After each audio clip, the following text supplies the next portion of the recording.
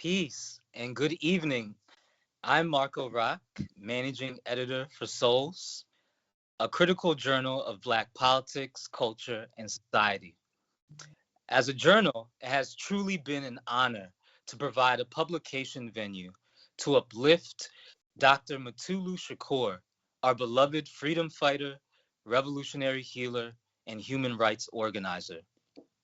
I'd like to welcome everyone and thank you for attending the final webinar in a four-part series we've organized with the Malcolm X grassroots movement within the past month and Haymarket tonight, dedicated to examining the political and intellectual legacy of Dr. Shakur and the Black liberation movement and international struggle that he made significant contributions to.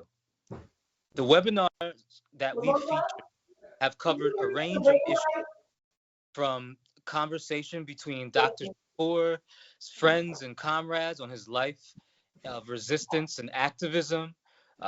We've had a discussion on Dr. Shakur's analyses on political prisoners and prisoners of war and their application to international human rights law, and explored Dr. Shakur's role as an acupuncturist and revolutionary healthcare worker.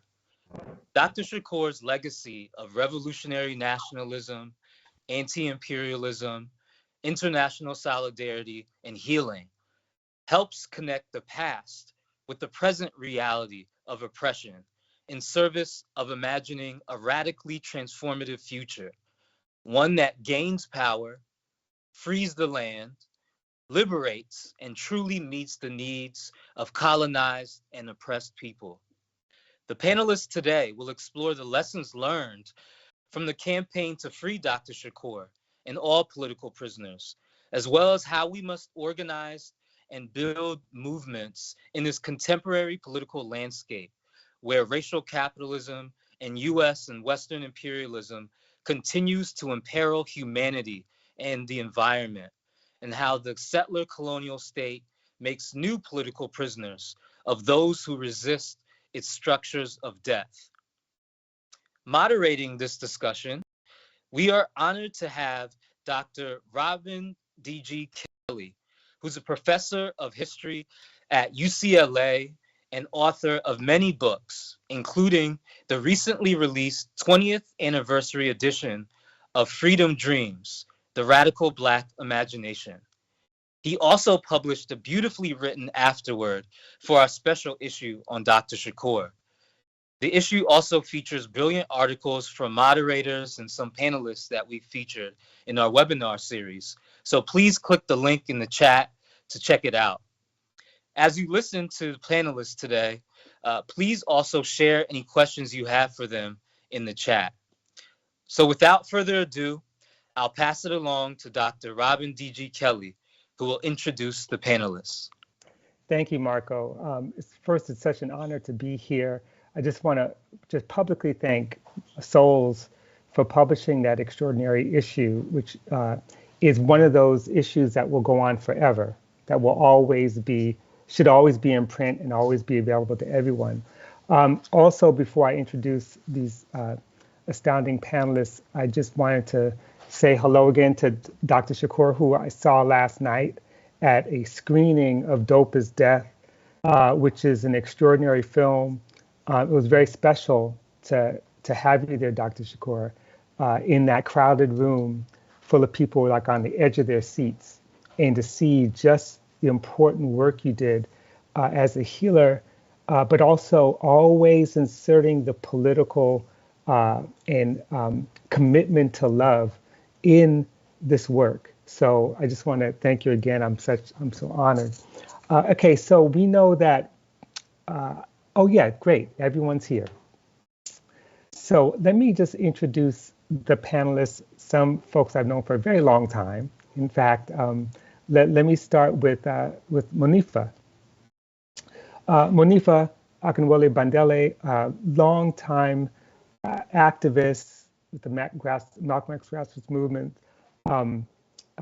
She is the Senior Vice President and Chief Strategy Officer of Moms Rising, where she directs a lot of the work around reproductive justice, maternal and children's health, criminal justice reform, and of course, has been active on the policy table leadership team for Movement for Black Lives, and has worked for many, many years around issues of sexual violence, policing, and other issues. I keep saying long, long time, although you look like you're like 15 years old.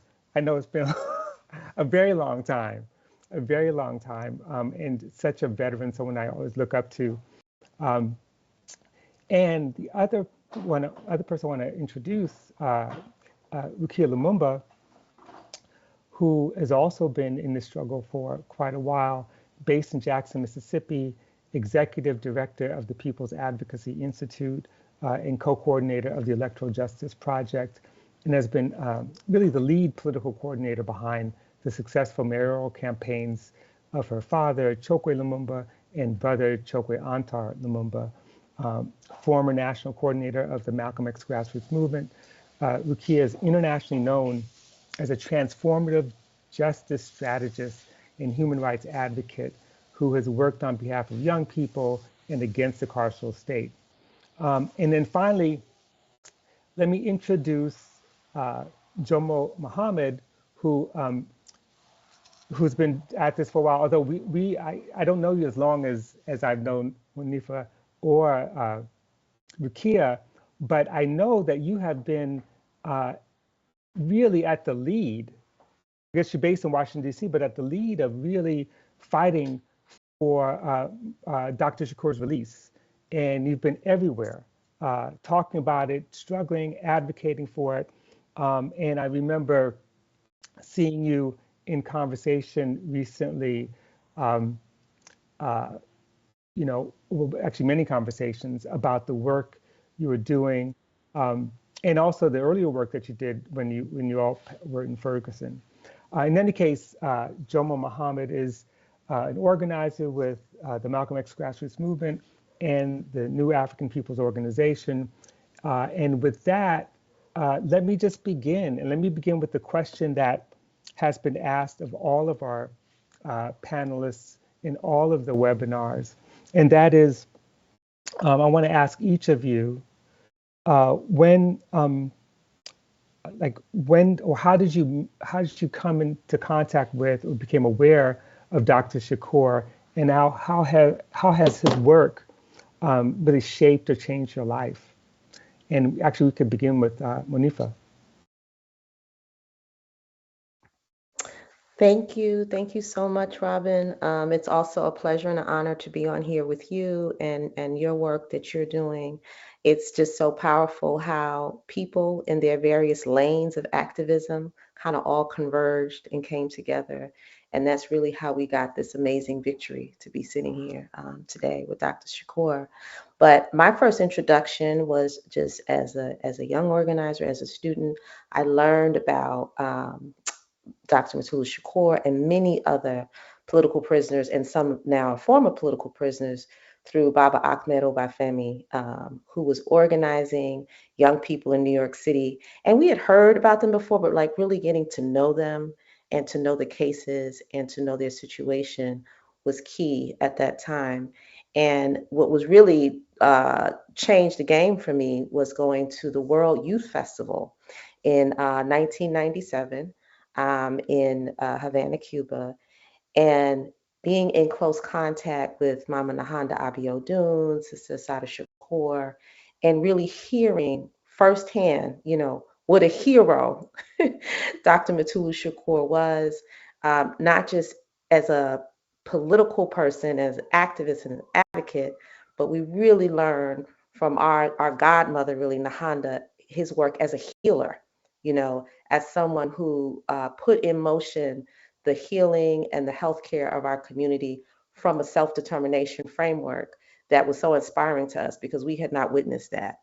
But I do want to point out that when I was digging a little deeper and really getting into these campaigns around political prisoners, I learned that as a very small child that Dr. Mutulu Shakur did some teaching in some of the African liberation schools that we attended in Brooklyn as like toddlers, like Uhuru Sasa Shule was one of them. And so he's kind of planted the seeds even before we came into being advocates for him, because he was a part of helping to build and sustain those institutions out of the East. So that was my introduction. Right. That's beautiful. In fact, I should have mentioned that you and Lumumba wrote this beautiful essay, Why We Work to Free Political Prisoners of the Black Power Era, in the inaugural issue of Hammer and Hope. And so people can go check that out. That's online. It is one of the best things to read to really get people introduced to this long struggle to free our captured prisoners of war. In any case, thank you, Monifa. Jomo. All right. Again, greetings, everyone. Free the land, as we say in the New African Independence Movement. And excited to be here and actually be on a panel with you and all of us. And so I actually have never met Dr. Mutulu Shakur. How I came to know him is probably how a lot of folks came to know Dr. Mutulu Shakur, which was through the music of Tupac Shakur, particularly I think one of the songs on his last album, Machiavelli, Hold Your Head. At that time, I was really into hip hop music. It had been a politicizing force in my life. That's how I discovered Malcolm. And so it was like anytime somebody would make a reference, like when PE makes a reference to Joanne Chesimard, I had to go find out who that was. And Tupac makes a reference to Mutulu and telling him to hold his head. And I needed to find out who he was. And when I discovered the story, there were a lot of different connections. At that time, I was an education organizer, organizing young people in Washington, D.C. And so his work around at Ocean Hill, Brownsville as a young person, really connected with it. The stories of his courage at 15 at New Bethel, saving the life of Herman Ferguson and Iyah Ferguson, really spoke to me and spoke to what I understood to be the courage of many of the Black youth that I was organizing with at the time. And then I think our first kind of conversation was really at the end of our last ideological conference that we had in Washington, D.C., happened to be calling Baba Watani at the time. And we were just standing together and we got a chance to exchange some words with the rest of the folks. So that has been my intro. And like so many during the campaign, learning so many of the stories, hearing so many stories from folks around Mutulu healed me. Like that was almost like the mantra. And whatever requests we made in the campaign for folks to really step up and share, it was not a problem. Anything for Mutulu was always the response.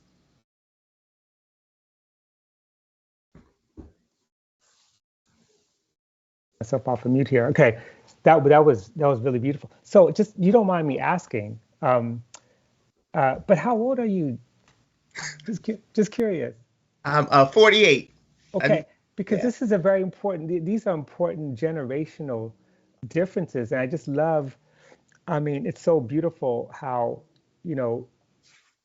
discovering the music could be the introduction to one of our political historical figures whose story actually is always being suppressed. I mean, it's not like, you could pick up, well, nowadays you can, but back in the days you couldn't pick up like Ebony magazine and find like long front page stories about Mutulu.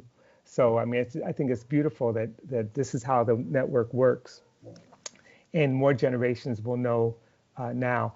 Now I'm not sure. Did Rukia, are you there or no? Didn't make it.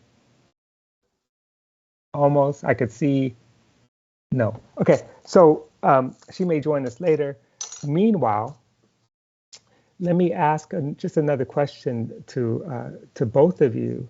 I know the theme of this conversation is centering on sort of where do we go from here, and I really take it that one of the things that's been going on for those people who have been released of captivity and those still in captivity is this ongoing struggle to continue to free those who are still locked up. And I just think, my friend Susan Rosenberg, for example, every time we have a conversation, it's always about we need to get people out. And, talking to Sekou Odinga, I mean, he's dedicated. And of course, the first time when I sat down with Dr. Shakur and we had kind of like late lunch and just been released, I mean, the first thing, Dr. Shakur wanted to talk about is like, what are we going to do? Like, what's next? Because there's a lot of work to do. And I'm wondering, just to getting your perspectives as longtime organizers and activists, what do we do? How do we build networks in a movement that could continue to free our political prisoners, but also those who are going in still to this day, who may not be identified with that generation, who are being locked up, especially given the ramping up of the FBI and all these other institutions that have deemed the Black freedom movement, identity extremists, right? So just either one of you could jump in on that question of what do you see as the next steps? I'll jump in and I'll hand it off to my comrade Jomo. I've been thinking about this a lot lately. And one of the things that we have to do in order to be able to not only free the remaining political prisoners, but prevent political prisoners from being this constant tool for political repression that is used by the state against our movements, like it's a playbook that they pull out again and again, over and over again, is to actually build on the work that the Black liberation movement political prisoners was doing, which built power in our communities, which made our communities healthy, strong, politically strong, able to defend ourselves. We have to build on those experiments that they launched. The things that Dr. Mutulu Shakur built, we have to build on top of those experiments. When we think of all of the groundbreaking science that exists today, the innovations, when we think of like the vaccines that are out there to prevent disease, they're all built on decades and decades of experiments. And we do this thing sometimes where when our leaders, we do an experiment, we learn from it, and then we just kind of let it sit there on the shelf for too long, right? If we want to heal our communities, we need to tap into the Dr. Mutulu Shakur and say, how do we build self-determining health institutions that build power in the community so that we can make demands on public health, right? We're in a position to make demands on public health. How do we build self-determining education institutions like some of us went to when we were very young and those places closed down, like I mentioned, Uhuru Sasa Shule, so that we can then make the demands that we need to make on public education. And then building as a community, building our power so that we can make these demands that our folks not become political prisoners and that the issues that we fight on are not criminalized. We have the political power, we have a level of self-determination that we can protect ourselves from that tool. So that's kind of like one piece that I was thinking of. I was like, yeah, we have to continue the work of Sekou Odinga. We have to continue the work of Assata Shakur. They gave us so much from these thousands of experiments, and people know whether it was the ambulances and the free healthcare or the free breakfasts or the schools, there were so many. But also use the victory in the freedom of Dr. Mutulu Shakur to look at what I talked about in the article in Hammer and Hope, the remaining 6, right? That there's more political prisoners than just those 6, but there are 6 specific political prisoners from the Black liberation movement era that we need to make sure that everyone who we were able to mobilize for Dr. Shakur, we're able to corral those folks and build on that support to free Mumia Abu-Jamal, to free Kamal Siddiqui, to help people understand who Ruchell Mugi is and make sure he can come home to his family in his elder years. These victories have people revved up. And I'm gonna hand it over to my comrade Jomo, because he actually kind of leads a national committee that's looking at that right now. Like, how do we build on the victory of Sundiata Kohli, the victory of Mutulu Shakur, and channel that into releasing the remaining of our elders? Yeah, absolutely. I think you're right on point. I think, for us in the campaign, we started to look at other freedom campaigns, particularly Kamal Siddiqui and the remaining 6. I think it's also important for us to also understand the mass incarceration of our people as also part of the response to our efforts for Black liberation, right? And that there are sets of kind of consequential of our folks being held behind bars that are also part of what we understand the war on drugs, that is, again, is an extension of or comes out of the work and some of the what we understand Dr. Mutulu Shakur was standing in the wake of, right? In the work around detox was beating back the flood of drugs that were coming into our community that then generations like mine were then criminalized for trying to navigate and make their way through and survive. And so I think that's also important because in Mutulu's particular case, he was not only is he one of kind of 200 folks who are also held in what they call these old law federal prison sentences, right, who have very little chance of parole. And it felt really important as we were raising the fight to free Mutulu to understand that there were also Leonard Peltier, political prisoner, Native American AIM leader, was also part of those. William Dunn, Veronza Browser is also part of those federal prisoners. And then there are hundreds of more, and probably of our folks who are also held in federal prison who need to be released, right, and need to be fought for. And so I think that that's also part of what we have to understand. I think there's also work to talk about reparations, right, and to even advance and extend it to some of the work that we've seen coming out of the spirit of Mandela to understand the war on drugs, the war on the Black liberation movement are all, and even our current moment are all opportunities to really raise the issue of reparations again, to really raise the issue of self-determination, as Monifa talked about, and to really give ourselves a greater sense of dignity, which I think the freeing of Dr. Mutulu Shakur offered our movement and offered so many others. Right. Before I turn to Rukia, well, welcome. Don't look down. Keep driving. Before I turn to Rukia, let me just add one thing. One of the things that that Dr. Shakur mentioned last night, which I think is really important, was this ongoing struggle against opioid addiction, fentanyl, and we have to remember that I know Monifa has a very long history in the health field. That this is a Black problem. It's not, no matter what people say about opioid addiction as a white problem, it's only a white problem because that's where the light is shined on it. That's where the cameras go. But it is a Black problem as well. So, I mean, who better to lead that action than Dr. Shakur and all the people who have been trained around the use of acupuncture and acupressure to really try to resolve, to detox people. And, and once again, as you mentioned, Jomo, the struggle to get people off of addictive drugs like this, opioids, includes the struggle to get people off of methadone.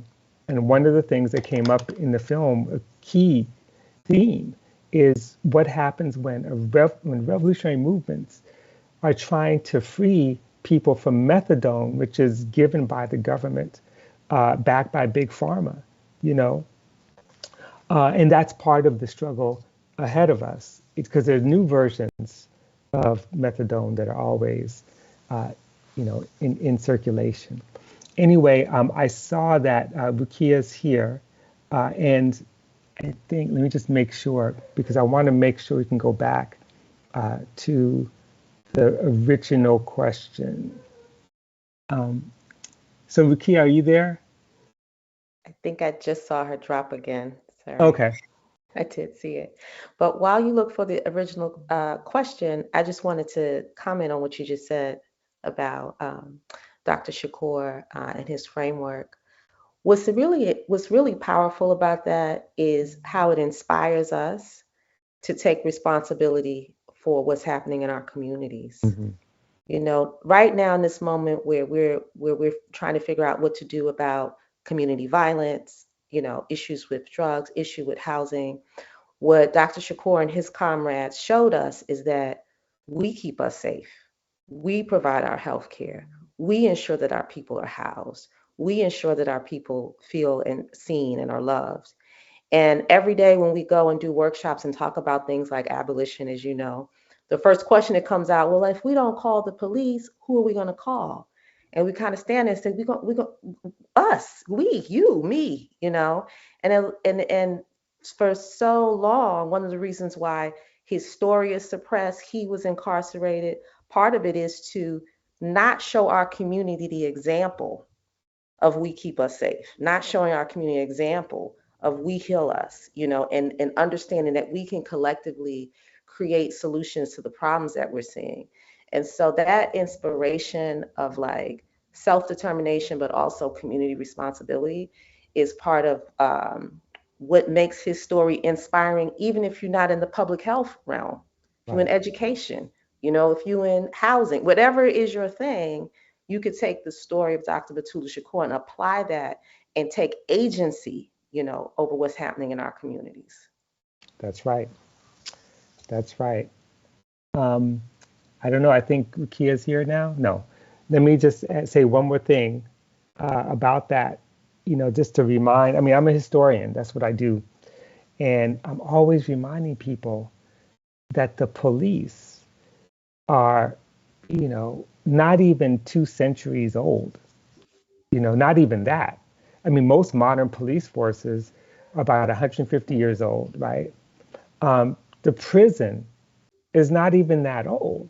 And of course, you know, both the prison and policing come out of Europe or the US, but in the way that modern police forces spread around the world was through colonialism. You know, and when you think about it, this is a short period of time. So how did we survive hundreds of thousands of years, right? Tens of thousands of years without, you know, police or prisons. So, you know, it's just a basic reminder of how short a period we're talking about.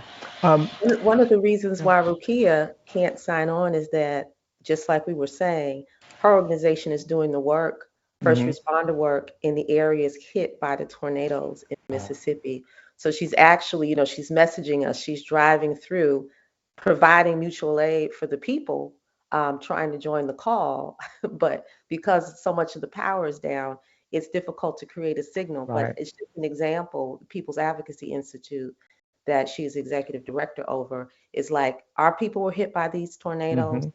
Towns are like wiped out. I don't know if people have seen. And so they've been there on the ground making sure that people have what they need. That is the Dr. Mutulu Shakur model. Right. Right. Right. Which is the answer to the question.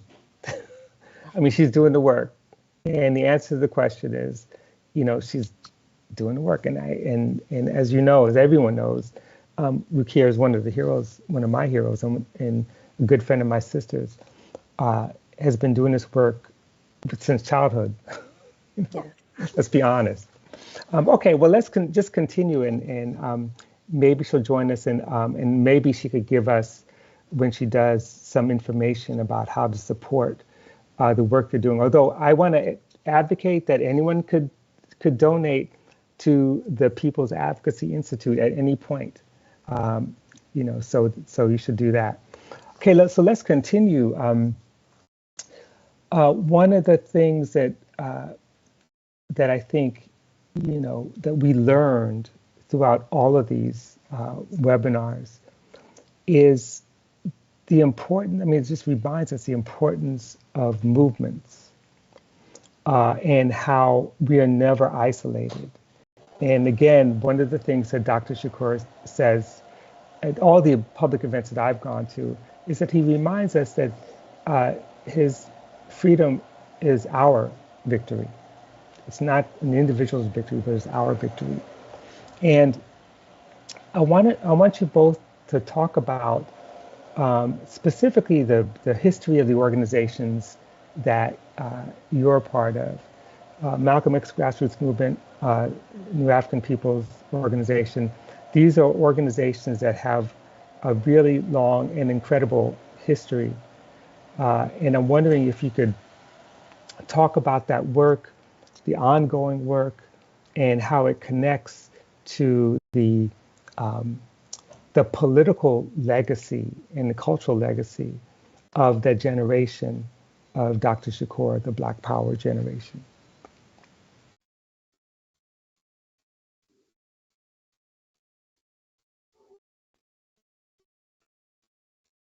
Oh, you want to go ahead, Jomo? I didn't know if you were.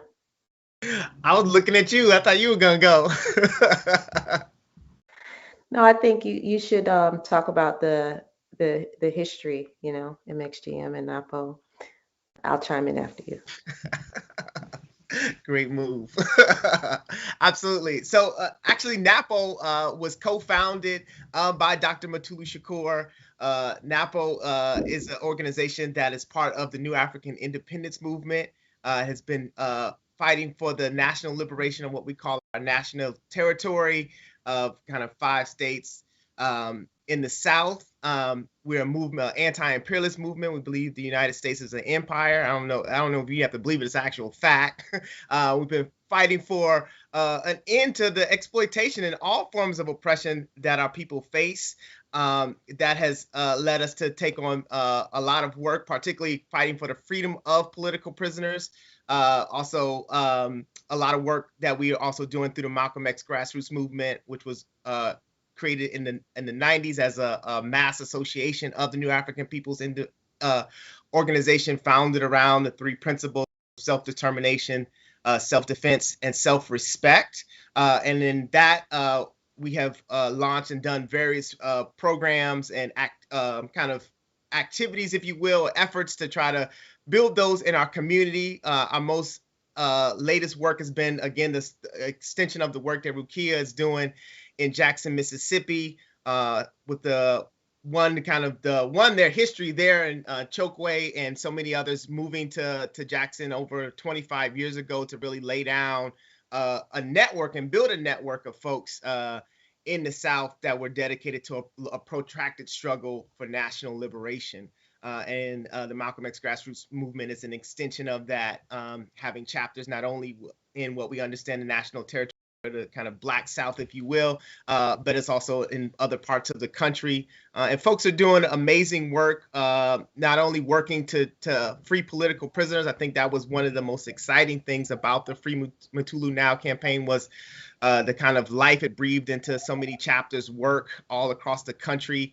Particularly want to lift up the amazing work that was happening out of Detroit. They were really getting after it. Also, our work also is about organizing community self-defense. And I would say some of the work that Rukia is doing right now is a part of that community self-defense. It's kind of response to these safety incidents, but also let your model be resistance, right? How do we come together as a community to really organize ourselves in the face of state violence towards creating peaceful communities? A lot of our work also includes international work and international solidarity, understanding that that our work is not only to free ourselves, but also to be a part of a movement to free the world. And then also there's the amazing work that happens in our New African Women's Caucus, really helping us to understand how we end gender oppression, and even expanding our understanding of what gender and sexist oppression is, as we've done recently with the expansion of our 6th principle. And what else? And then also our work around kind of economics and trying to really end the exploitation of capitalism and try to build towards what we understand as a socialist future where our folks have control over their wealth as the masses and are able to distribute it towards the programs that they need, right? Which sounds a lot close to what a lot of is happening around trying to move money away from policing towards the things that give us life. And you know, the legacy of, when we talk about the legacy of Dr. Mutulu Shakur and all of this, the RNA, the Republic of New Africa, which was launched back in 1968, the convention of Black nationalists from all over the country came together. And when I heard this story again recently, I thought about what we've been talking a lot about recently, which is Afrofuturism, right?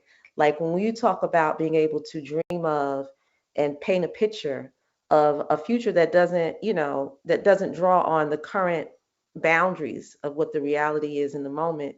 It's like we've always been Afrofuturists, we've always said we have a vision of something, whether it's abolition, whether it's autonomous communities, whatever it is, Black folks and Indigenous folks have this amazing ability to map out these visions under conditions that don't reflect that at all, right? So when we were learning about the RNA and how they had this powerful vision, it really challenged us to dream big. It challenged us to have big visions.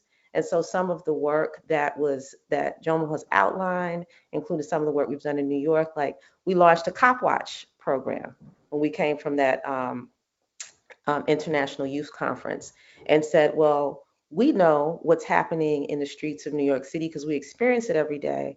So what we'll do is we'll set up patrols with video cameras, because at that time you had to actually use a video camera back in 1999, or it was 2000 when we launched, right? It wasn't like the cell phone situation. And monitor and document the beginnings of a campaign, which became litigation against stop and frisk, which is a piece of litigation that we won. And Malcolm X grassroots movement in New York City were the lead plaintiffs in the Floyd versus New York City case, to say that the practices of stop and frisk was essentially racial profiling. So being able to have this vision that let's take agency of this situation and move the needle forward for our folks. Also at that same time, Jomo mentioned that he learned about Dr. Shakur through hip hop. When we went to the World Youth Festival, our sister elder said, use your medium, use your culture to educate your generation about political prisoners. And so also in the wake of that, we started the Black August Hip Hop Project. And so people should definitely check out, there's a documentary by Dream Hampton that you can find online about the Black August Hip Hop Project. But for 10 years, big artists from all over the country, Common, The Roots, Black Star, Dead Prez, were all yelling "Free Mutulu Shakur" from stages here in the United States and also abroad. So also just teaching us, like, use your medium. You may not have had the situations that we had when we were building Black Panther Party, Republic of New Africa, Black Liberation Army, but you have this. And use that, because that's what they did. They would use the tools that they had to make powerful things. That's his legacy. Yeah, that reminds me. The one thing I never mentioned, how I discovered Dr. Shakur, and it was through the person I consider my mentor, Akinyele Umoja, who I know is on this call, who I knew when I was very young through my sister, but then knew again when he was in graduate school. And right around that time, it was like 1987, 88, 88, yeah, around that time, 89. And that's when, Dr. Shakur hadn't been in, no, it was actually 1989.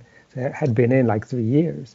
And so I learned a lot from him about the history, about the campaign and everything. So now, I see, Rukia, you're driving, and I don't know if you could hear me, but what we've been doing, and first of all, we appreciate the fact that you're even on this call, given the important work you're doing right this minute. And I gave a nice introduction to you. What hopefully, if you can, for you to comment on your history and relationship with Dr. Shakur and what you learned in the process, and also anything else you want to add based on what we've been discussing, which is really, the large question: where do we go from here? Well, I hope y'all can hear me. Can you hear me? Yes. Okay, great. We're going to pray that it stays that way for a while. Thank y'all so much. It's always an honor to be on with each of you. I mean, I really admire all of the work, and y'all have each inspired me in so many ways to continue the work, and just really, you can't miss an opportunity to talk about Baba Mutulu. Like, he has impacted so many of our lives, has just really is a hero, is truly a hero of ours, and he is the first political prisoner that I ever knew about. And can y'all still hear me? Sorry. Yes. Okay, I'm gonna keep asking. If you can't hear me at any point, please let me know. And I apologize. There's just nowhere for me to stop right now in the midst of the Delta where I'm driving that has good service. So I apologize for not being back soon enough. Yeah, no Um, need to apologize at yeah, all. We're just all in awe. no, I appreciate it. But I first met and learned about Baba Mutulu uh, during his trial. I was in second grade, and my father was his attorney, the late Chokwe Lumumba, and my mother would bring us to the trial intentionally.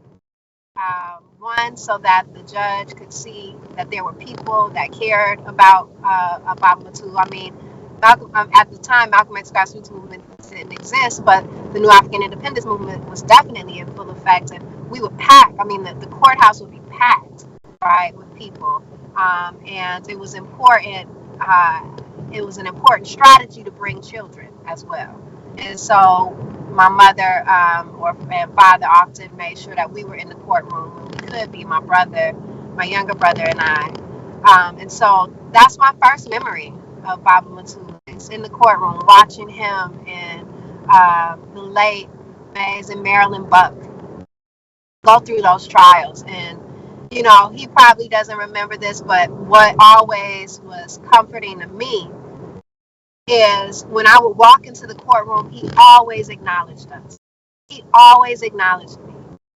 And that to me meant so very much. And Marilyn would also acknowledge us too. And, he would say something, and so we just, those brief moments of acknowledgement meant a whole lot. And I just remember just the anger that I would have and I would see that would result from me seeing, the judge at the time. I remember his white face turned super red, when he would get frustrated because of, something that my father had said in defense, or just I just could remember this like just visceral anger. And I just remember thinking as a child in that courtroom, I remember vividly thinking like, I want to be a judge because I don't want to be like this angry white man. And I don't understand. And I remember when Baba Mutulu and Marilyn and were sentenced, and I just remember, or were found guilty rather, and I just remember like just the deep sadness. How could they put away someone so great? How could they not see the beauty, the love that these people have for humankind, for black people? Like it was so painful. And so that was my first, experience, learning. And it also was my first inspiration. It was my first inspiration to want to actually engage in shifting and transforming and creating a whole new criminal legal system in this country. So, I'm just very grateful that my parents, that they were wise enough and that their comrades were wise enough to bring us and help and allow us to be a part of that. So, and I thank Baba Mutulu always acknowledging me. Sorry, I could talk forever about it. It definitely has always been a. That was so beautiful, and so true.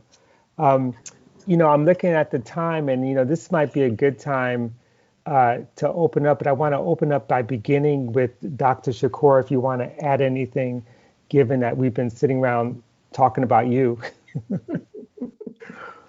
We'd love to hear from you. How you doing, Rukia?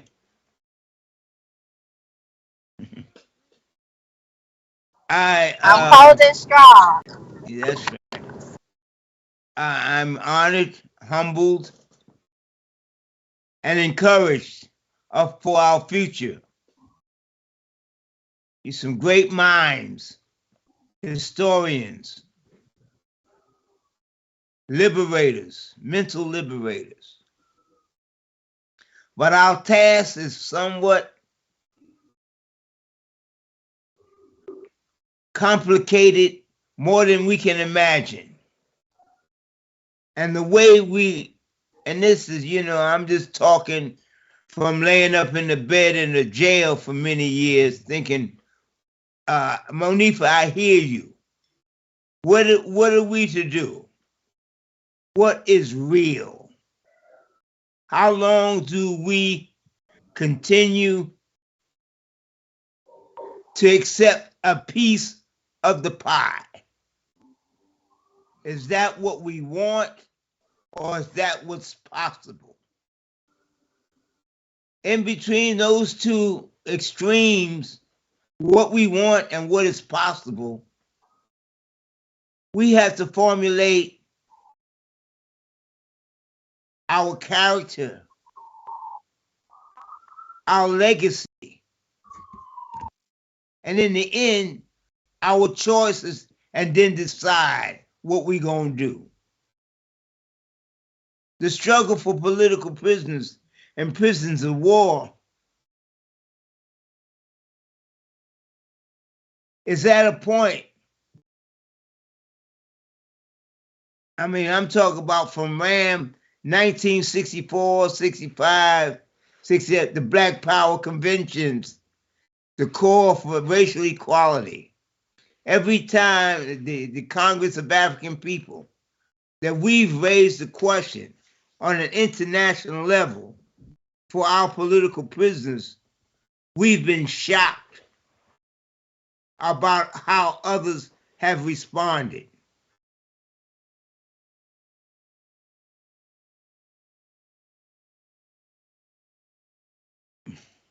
Brother Chokwe and I, and others, Susan Rosenberg, Sekou Odinga, Brother Gilbert, David Gilbert, we stayed up late nights and had to get to court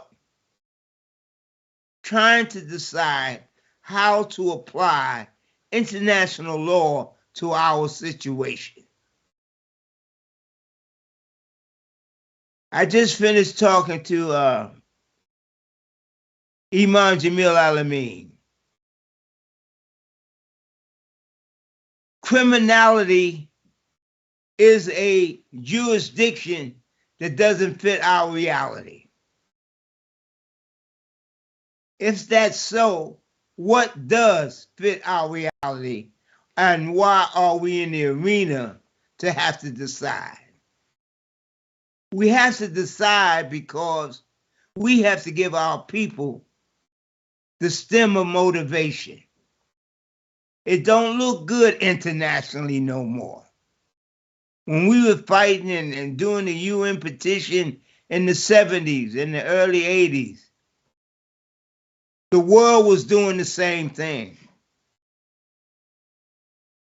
The world is a different political animal now. And so whoever's fighting, we assume have moral integrity. That's not so no longer. So if we're going to try to fight for our political prisoners, we have to raise the value of them above the jurisdiction that we know is hell-bent on destroying us. And every time you try to deal with it through this legal jurisdiction, this criminal jurisdiction, we're apt to fail. The motivation that we get from identifying and reassessing what we must do is enthusiasm. It builds up in our people a new way of looking at an old problem. I think I said it last night. Mandela stayed in jail 30 years, maybe 27. All of America, all of our people supported Nelson Mandela. We got about 10 or 20 Nelson Mandelas in this prison, in these prisons. How do we change their reality? Didn't say we're going to win it. Didn't say we're going to lose it. But we have to formulate a platform that changes the thinking of what is a win or what is an opportunity to win. I believe we need to put international law in a higher priority in dealing with our political prisoners, knowing damn well that the UN is not like it used to be. International courts, it's a joke. So where are we going to get our victories?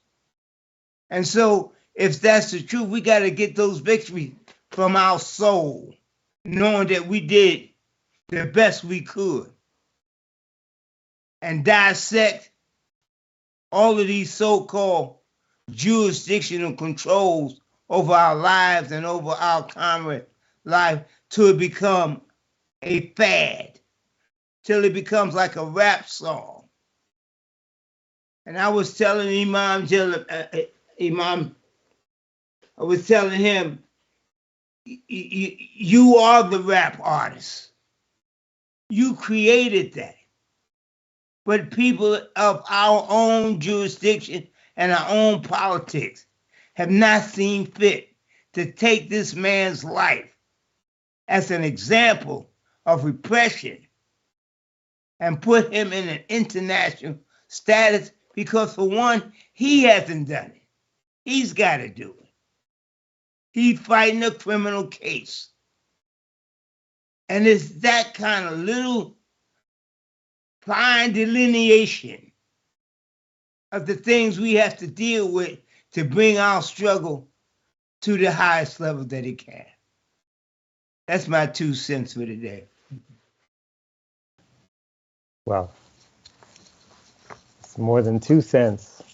It's also a very important directive to always remind us that we can't depend on this place called the United States of America for justice, and the whole idea of living in this one world with international law is something that you and others pioneered, coming out of the long tradition of struggle from recharge genocide and from Malcolm to you mentioned Henry Highland Garnett, let your motto be resistance. I mean, even in the 19th century, Black people were thinking internationally, So it's really important work to do. And we just have to be up to the task, but I hear you. Monifa. Yeah, thank you so much for that offering, Baba. And I think that it really is both and, that we need to launch these international campaigns and really bring the plight of our political prisoners before the United Nations. And at the same time, fight for very individualized and specialized legal campaigns, to free them through the various barriers that exist, whether they're state prisoners or federal prisoners. We laid that out some in the journal, but we really, they need and deserve a multi-layered campaign. It should be on every level. One of the big interventions last year for Dr. Mutulu was like a faith strategy. It was a civil rights strategy. There was a litigation strategy, and there was a legislative strategy, right, with policymakers. He needed and deserved that. We have to fight on all these levels. And I think definitely those things. And there's an international piece that has been missing for a while, right, that we need to layer on top of that. But yes, I think Dr. Umoja just dropped in our chat, by any means necessary, right? That's what they did during their time. It's still their time, but in the early part of their time. And that's what we need to do now. Make sure we have teams of folks that are attacking this from every angle for Imam Jamil Al-Amin, Kamal Siddiqui, Umia, Rochelle McGee, and Poindexter, all of the 6 remaining Black liberation political prisoners. Right. Go ahead. I you gonna add something, Jomo? I think I saw you gesture. Yeah, I agree with that. I think one of the things that became clear to the point around the both strategies is that as we engaged trying to win the release of Dr. Mutulu Shakur, it became very clear as to how corrupt the government was, how it didn't follow its own laws, its own parole system that should have had Dr. Mutulu Shakur out years ago. Should have never actually had him locked up. And I do think it's important to note the shift in the world and what that has created, and then some of its limits, right? And I think it's, to talk about the liberation of Assata Shakur, to talk about the things that Dr. Mutulu Shakur is alleged of or was convicted of. Today, folks receive that differently. Like when we talked about who he was and what he was convicted for, I imagine there was a much different response that we were getting, a much more affirmative response, like, oh, really? That's what he's been up to, versus maybe what folks had experienced in the past with some of the stuff that Rukia talked about in her article, where she was talking about her being in the subway with Baba Chokwe and people spitting on him, right. For his defense of Dr. Mutulu Shakur. So I do think that we're in another world moment that allows us to kind of that moment has passed, and that allows us ability to talk a little bit more openly and with some force around it. And in challenging the government around its own rules, you get to expose to how corrupt it is. Again, understanding the old law situation with those kind of federal prisoners still languishing there was absolutely abhorrent and a human rights violation, right? And so there's so many ways that dialectic, that struggle does reveal that, and that's important for folks to witness. For many of us who still have some hope in this government, still have some hope in reform, that it needs to be, that we have to, as Ahmed Muhammad says, we got to master all forms of struggle, and really expose the contradictions so people can learn that self-determination, self-defense, and self-respect is our only way forward. That's right. No, it's all excellent points, and that has been our history, all fronts. And sometimes there are wins, and then, of course, sometimes there are wins that actually lead to deeper struggles. I think the chat should be open for people who want to. Okay, here we go. We have a question. So, what are some other resources beyond the issue of souls for those who aren't as familiar with Dr. Shakur and other political prisoners to learn more about these struggles? How do we help spread the word? I'll let any of y'all take that question, and I may have some ideas.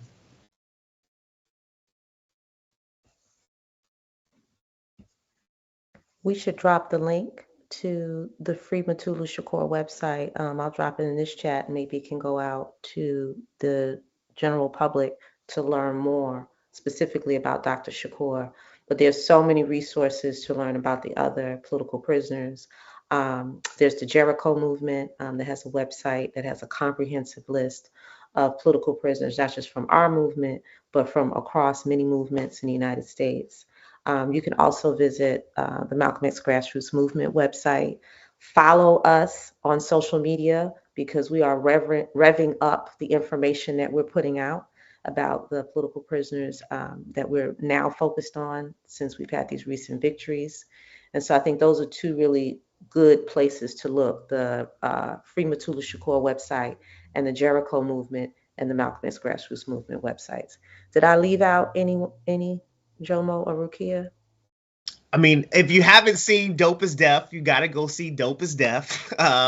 Yes. I think Monifa's recommendation around watching the Black August hip hop video is critical to really understanding the work around freeing political prisoners. And I think there's some videos on YouTube from the where you can learn about Nuhanda Abu-Dun and get and learn about those particular struggles. So there is a lot more out there. Yeah, I think the website, I think Sundiata Akole's website has some really good resources as well, some archived interviews and audios and things like that. I think y'all listed pretty much all of it. I'll just add that we also need new stuff written, new ways of uh, educating our folks, bringing them into the know around our political prisoners. And so, I mean, and like I talked about, I was a child. It stuck with me for the rest of my life. And we need to bring our children into this. And so we need some children books. I remember growing up to children books, learning about our heroes. Alphabet book that goes through the list of all of our political prisoners, right? Like, teaching the babies early. So if anybody's down to actually curate some of that stuff, that would be amazing too. Yeah, I can't wait for A is for acupuncture. Yes. Yeah, no, we always need more content. And in this environment where knowledge is criminalized at a level with support from state legislatures, we have a lot of work to do. So all those links were put in the chat.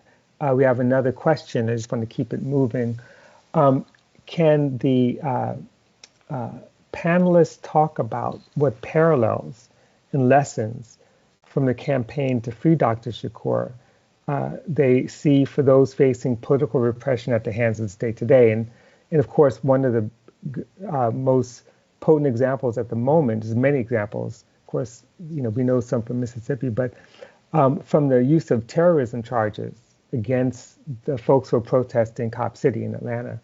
And then the FBI's continued intimidation and spying on activists, this whole idea that identity extremists, which, remember, that's not limited to the Republican Party. Sometimes the biggest advocates of this kind of surveillance and repression come from Democrats. And of course, these seem like old tactics with new technology. So what do you say to what can we do to combat these? And how do you make the comparison or the parallels between what was essentially a successful campaign and current state repression? And anyone could jump in. I'll just touch on the Cop City protesters really quickly and what parallels, and then Jomo can talk about the security stuff around how we protect from COINTELPRO today, because we have a whole section of our organization that works on that. But the big parallel, I think, is exactly what Jomo said, is that we have to go into these fights, these campaigns, which on the surface seem like a legal battle, eyes wide open, knowing that the goalpost is always moving, that it's not really a legal battle, that the rules can change, right? And to understand that our campaigns have to be very comprehensive and use a full toolkit of organizing, because at the end of the day, it's about where you can put pressure and wield power and bring those things together that will allow this, I forget the number, is it 20 or 30 people who are still incarcerated down in Atlanta, to get them out of prison, right? Because the court really is just like a tool of political repression in this instance, right? And so you have to have a political strategy, not just a legal and litigation strategy. And so building coalition is going to be important. Linking them to these fights of the past are really important. But COINTELPRO, just like I use the analogy of building viruses, and the disease is always morphing and getting stronger, with each generation of it. That's what we're seeing with COINTELPRO. We just saw a report that came out about both the police officers paying, a police department paying a violent person with a very troubled history to infiltrate a BLM chapter in one part of the country, and then just 2 weeks ago that an actual police informant joined a BLM chapter, under the guise of being someone who was a sex worker. And, we've seen this before. We hear when we would write letters and talk to Dr. Mutulu over the phone, they told us about these tactics, and they're still being rolled out and still being used. But now it's even more sophisticated. So I'll let Jomo talk about like some of the security stuff, but it is like Baba Mutulu said, it's more complex. Yeah, I think that's so really important. Organizations, all Black organizations, as Russell Maroon Schultz had taught us, should have some kind of security formation, should have some security protocol. For us in the Malcolm X grassroots movement, the way we actually build with each other is also part of the security culture, right? How do we really know what's going on with each other, be able to support one another? I think that was really critical for us in the campaign, as it was emotionally difficult to be in struggle around this, and being able to know who your comrades are. I think one of the things that has been inspiring for me in the campaign is to see Mutulu's comrades, 35 years in the fight, willing to continue to be a part. I think that's part of how we establish security. I think it's also really important that we understand that we can't fight alone, that we can't be isolated. And part of what was really beautiful for us in the campaign was learning from the Puerto Ricans and how they helped free Oscar, learning from and getting tips from them around how we do that, and then bringing them and helping us in the fight, and so many other folks also plug in. So we don't want to be isolated, because we understand from Asada and so many, like, that's how they begin to that's their first move, is to isolate us, to make us seem like they're doing in Atlanta, that these are outside agitators, right? That they're not our people, that there's no connection and relationship that allows and sets the stage for state violence to be done on them. Then you have Little Turtle being shot with his hands up, similar to how Asada was shot on the New Jersey Turnpike with her hands up, right? And we have to be able to draw those connections to understand that the police force is the same forces of repression that Mutulu was fighting, that was jailed for fighting, and I would argue even jailed for exposing, with his work around exposing COINTELPRO, which is a part of his legacy that doesn't get talked about, are all, like Monifa said, alive today. And that really is being able to build healthy cultures, being able to have real deep connections, real camaraderie, real cadre with one another, that helps prevent all of those things, and ultimately being able to build a mass movement. And I think that was one of the things that felt really clear for us, was that, like, only the people were going to free Dr. Mutulu Shakur, and that, as Monifa said, we had to have a political strategy that also sought to put pressure both outside and inside the courts. And I think that's really important for understand at all levels and at every intersection. Right. Rukia, I want to invite you to respond to this too, especially being in the state where the state is waging war on a Black city with a progressive leadership, and waging war in, like, this is post-Reconstruction days. I mean, it's straight up. In a way that's so blatant. Just wondering your thoughts about these questions. I mean, I think the question is spot on, but I think the answers are just everything that we need and need to discuss. The only thing I'll add is that we can't stress enough the importance of, while we're resisting, building the just consistently wait on a day where it's a perfect opportunity for us to experiment with what it looks like to do something different. And so, as we're talking about, and we get that example from Baba Mutulu, right? With building the community clinics, our people, yes, they will listen to us. They will listen to us talk about political prisoners. They will listen to us talk about the struggles and the violence that we see by police. They experience it, but they tired of just hearing it and experiencing it. They want to feel something different. They want to be a part of something different. And I know that just from based in my experience here in Jackson and in Mississippi, throughout. We're out here doing this relief work in the Mississippi Delta, and there's several towns that have been hit. And we're faced with situations where on the white side of town and in some of these towns, they're turning away Black people, not letting them in the shelters, not letting them receive the things. And so, we just have to build our own alternatives, and so and that means alternatives in all of the things.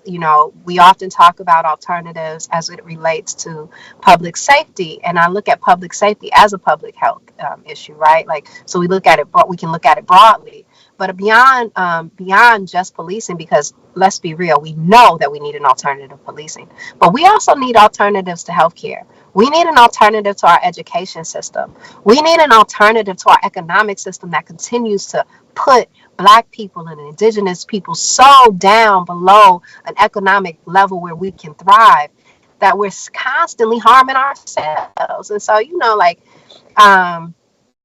I think the alternatives piece is what I'll just add to the conversation.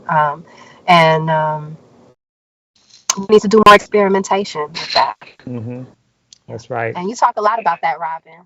You talk a lot about that. I try. But the alternative economy is so important, to have a green economy, because, of course, you're right there, in these areas that are being hit because of, hit in such a severe way because of this climate catastrophe, because of capital, and our survival depends on it. And of course, our people are always in the line of the climate war, the climate catastrophe, and as you just mentioned, don't always have access to the kinds of resources that other people have, in the process. So this is all important and all really critical. I think we have another question. Thank you so much for that. Okay, another question. From Maria Fernandez. What do we in this iteration of struggle do to protect organizers and folks risking their lives to fight for freedom? In other words, how do we understand COINTELPRO now? And I'm going to give you two questions. Before I get to the other, I'll give another question. I got to make a statement. And from Alyssa Kang, what a blessing to have Dr. Shakur join us.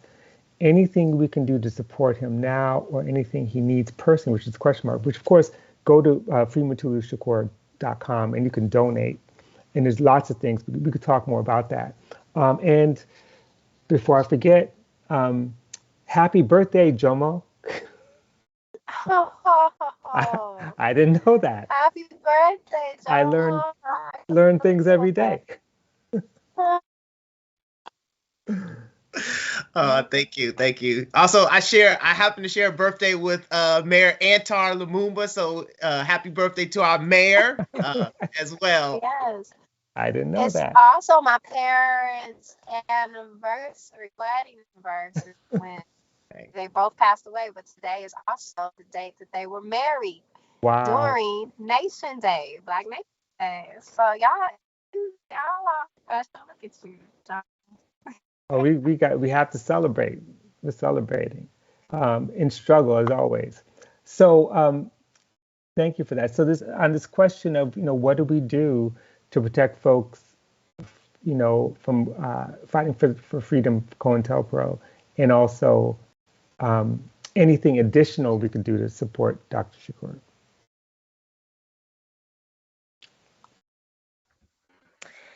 Definitely screen Dope is Deaf. Reach out to the campaign, friends and family of Dr. Mutulu Shakur, to set up, spreading the word.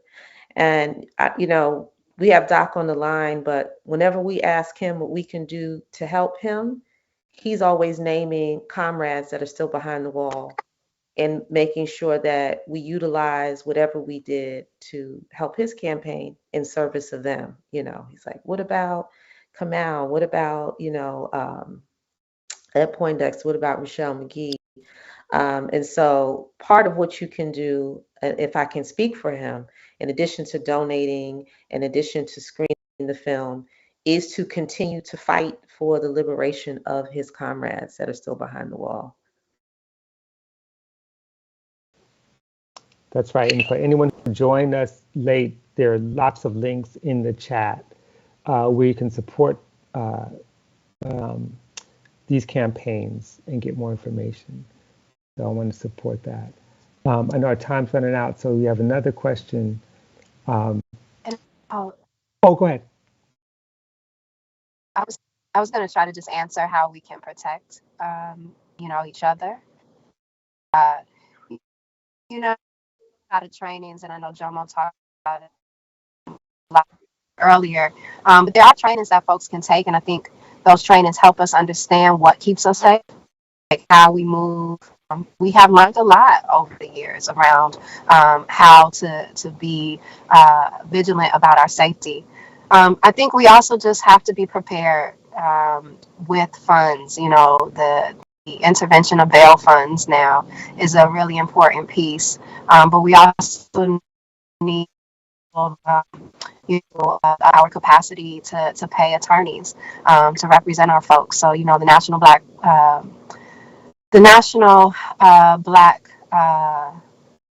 NCBL, sorry, National Conference of Black Lawyers and Law for Black Lives are two, I'm sorry, I'm gonna forget somebody. I'm sorry. I'm trying to name everybody.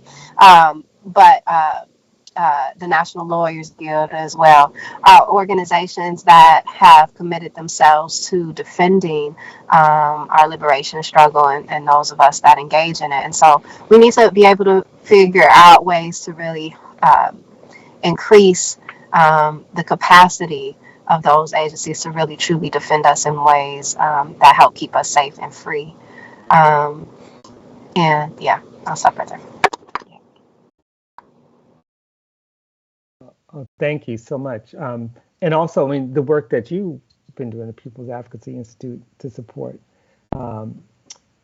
raise money for bail, and also there's lots of different things I'm going to put in the chat, the link. Meanwhile, before I do that, or while I do that, this other question, Freedom 1804, can you speak to the importance of connecting police terror and violence in Black and African communities in the U.S. with the U.S. militarization and intervention of Africa? That is, the expansion of AFRICOM, which continues to grow, as we speak. If anyone wants to address that, and I'm going to pull it. Yeah, I can touch on it. I also just wanted to add, as Rukia talks about the organizing of the legal folks, the legal community, that people like you, Robin, and the academic community have also played a key role in organizing and supporting our defense committees. Earlier, you mentioned, and Jomo mentioned, and I can mention too, Dr. Akinyele Umoja, who really educated a lot of us and brought us in here into this movement, but also continue to mobilize academics, like against the pushback on Black studies, right? All of these are attacks on us, right? Attacks on our safety, attacks on our education. It's one. And so I just wanted to shout that out and name our Black academics and our Black scholars. But it is so critically important that we build these international connections. Baba Mutulu just talked about the work that they did to bring the plight of our political prisoners to an international forum. And that's because through those international solidarities that we build, we're able to increase our power and put, pressure on our respective oppressive institutions or respective oppressive governments, so to speak, in a way that's even stronger than we can do separately or do alone. And one of the things that we also always say in the movement for Black Lives too is that we can't fight based on boundaries drawn by colonial powers, right? Why would we fight within the confines of ways that we were separated from one another? That you are in Jamaica, you might be closer to Mississippi than me in Brooklyn if you're in the Caribbean. These boundaries were drawn specifically for the oppressive struggle and for white supremacist reasons. And so we have to really break free of them to gain our full power. So I think connecting them is important, but I just wanted to add a cautionary tale, which is that as African folks, as Black folks in the United States, a lot of times when we seek to build international solidarity amongst Black people, we have to remember our privilege. We can't kind of move in almost like an imperialist way ourselves that kind of like imposes everything from how we see policing, oppression, or even race. We learned that when we went to South Africa one time in 2004, right? On folks that we're building solidarity with. We've got to listen. We have to figure out a way to be in partnership. And, we've just learned a lot of lessons through this international work and this international travel. So it's very important, but we also have to realize that we can't kind of come in and prioritize our struggle over our brothers and sisters in other places. Anyone want to add anything? Can I just yeah, because everything Monifa just said, thank you for lifting that. And people might get tired of hearing me talk about the assembly process, but people's assemblies, I think, that's one way that we really engage in deep listening and not prophetizing, like determining what we think people should have. And so just, really just using that as a process, as an example of how also we can do exactly what Monifa has encouraged us to do just now. Right. Absolutely. I would add one more thing, and that is, and this is not new, but we do have privilege and we also have a special responsibility living in the belly of the beast. And one of the things that, with respect to the question, there should be no U.S. military anywhere, but certainly no U.S. military on the continent. And part of our responsibility is to basically make that demand and fight for the withdrawal. And there's two very obvious points to make. It is a continuation of American imperialism that does nothing but damage and violence for the purposes, not for the protection of people, but for the protection of resources. And we know that. But then we're also reminded, just look at the price tag and think about all the money that goes into a U.S. military budget, much of it going around the world to bases that are just draining resources and resources that we need for health, education, infrastructure, all these things that are so necessary to make the transition to a green economy, non-fossil fuels, to change, to even have control of our lives in many ways and the kind of resources that we need to survive. We don't have anything close to a welfare state, precisely because so much of government funds go to not just redistributing wealth upwards, but to militarizing the world and militarizing our own the territories in which we're the guests by building prisons and expanding police. And that's a continuation of the U.S. imperial military complex. So yeah, we have a lot of work that we have to do. Abolish the military. Okay, with that, we have about a couple more minutes. Yeah, I didn't want to get in my little preaching. Okay, any last minute questions, thoughts? In fact, I'll hand it over to the panel. Any last minute things you want to add before we cut out?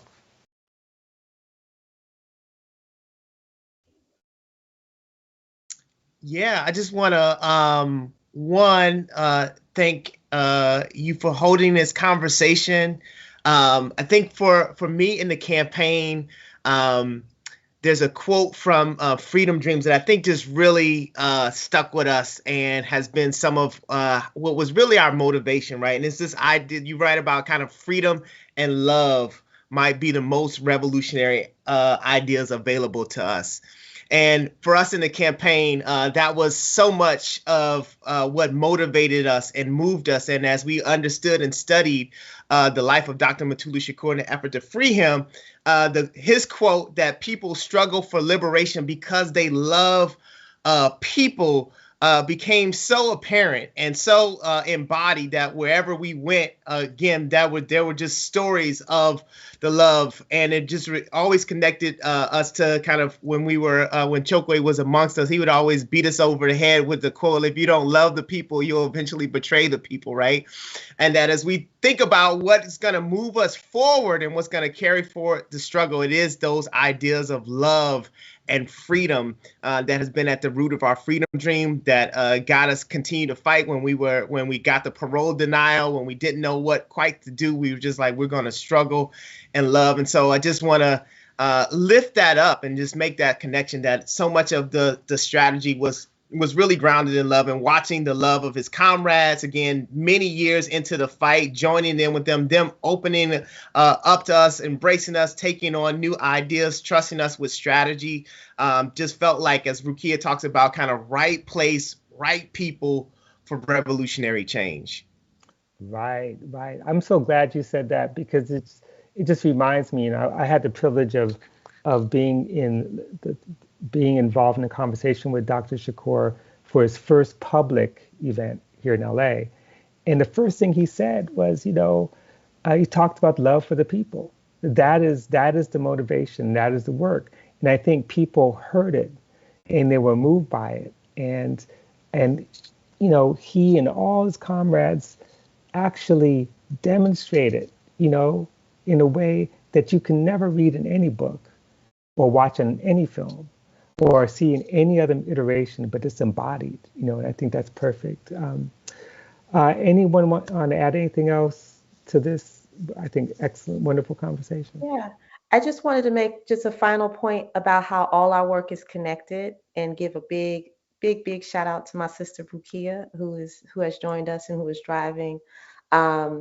That this kind of on the ground mutual aid frontline work is connected to the liberation of Mutulu Shakur. And it kind of went by quickly in her bio, but talked about her being the leader in the Electoral Justice Project of the Movement for Black Lives. And that's connected because the work that team had been doing for 5 years prior helped put elected leaders in place that were able to champion what we were fighting for in Congress, right? So we think these things are disconnected: an electoral justice project, a project to free political prisoners, right? But you got to build the ground, right? You have to build up the infrastructure so that you're in a better position to fight. And that's what mutual aid does. That's what the Electoral Justice Project does. And so big shout out to my sister Rukia, as well as everybody that's doing very powerful work. But understand that your work, wherever it strengthens our people, leads to things like the victory that we just saw in December. And welcome home, Baba. Monifa Bandele, Jomo Muhammad, Rukia, Lumumba, thank you so much. Thank you everyone who showed up for this event. We are in good hands. There is a future. And if anyone asks me where is hope, I don't think hope is in the objective, but it's in the people, like the folks that we're surrounded with right now. So in any case, thank you everyone. And free the land, free the people by any means necessary. Thank you.